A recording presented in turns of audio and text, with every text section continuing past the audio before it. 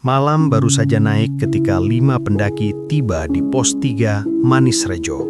Kabut turun perlahan dari lereng atas. Lampu senter memantul di batang pinus yang basah. Udara terasa lebih dingin dari biasanya. Mereka berniat beristirahat sebentar sebelum melanjutkan perjalanan ke atas. Api kompor menyala kecil. Suara angin menyapu dedaunan kering. Tidak ada burung malam. Tidak ada serangga. Hutan seakan menahan nafas. Raka melihat sesosok perempuan berdiri di batas kabut.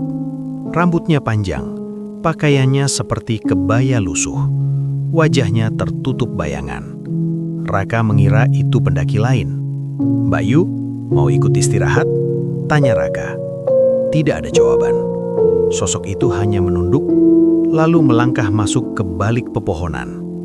Danu menepuk bahu Raka. "Kamu ngomong sama siapa?" Raka menunjuk arah kabut. Tidak ada siapapun di sana. Saat itu suhu turun drastis. Api kompor meredup sendiri. Angin membawa aroma bunga melati yang menyengat. Dari arah jalur, terdengar suara langkah kaki. Pelan, teratur, seperti orang berjalan tanpa alas. Lila tiba-tiba menangis. "Ada yang berdiri di belakangmu," katanya sambil menatap punggung Arif. Arif menoleh cepat. Tidak ada siapapun. Namun jejak kaki muncul di tanah lembab.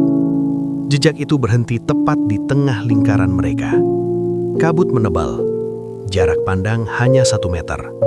Dari dalam kabut terdengar suara perempuan berbisik. "Balik, ini bukan tempat kalian."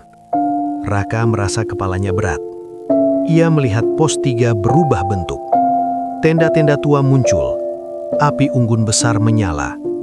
Banyak orang duduk melingkar, tetapi wajah mereka kosong. Matanya hitam tanpa bola mata.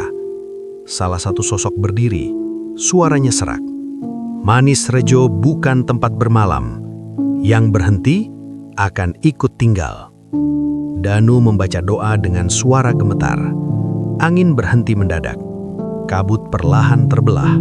Semua bayangan lenyap seperti disapu gelap. Mereka tersadar saat kompas kembali berputar normal. Jam menunjukkan pukul 2.40 WIB. Tidak ada bekas tenda lain, tidak ada api unggun, hanya tanah basah dan pohon pinus. Tanpa berbicara, mereka membereskan barang dan turun perlahan. Tidak ada yang berani menoleh ke belakang. Keesokan paginya, di base camp, seorang juru kunci bertanya, "Kalian semalam berhenti di pos 3? Mereka mengangguk. Wajah juru kunci berubah pucat. Di sana dulu ada rombongan pendaki yang tidak pernah turun.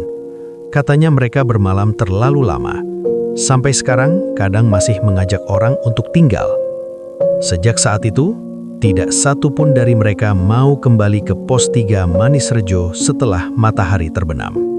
Gunung Lawu tetap berdiri tenang, namun tidak semua yang naik benar-benar kembali.